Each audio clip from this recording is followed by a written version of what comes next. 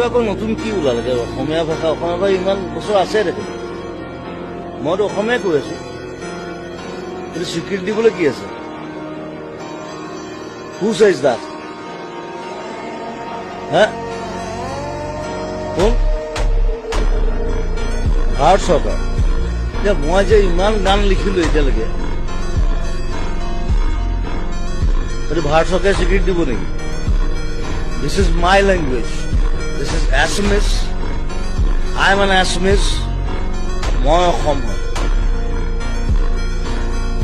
কিন্তু ভাৰত চৰকাৰে স্বীকৃতি দিব নোৱাৰে আৰু গোটেই অসম বুলি নহয় গোটেই ইণ্ডিয়াৰ যিমান ভাষা আছে চব পালি প্ৰাকৃত সংস্কৃত তাৰ পৰা আহিছে কিন্তু ভাৰত চৰকাৰে দিব নোৱাৰে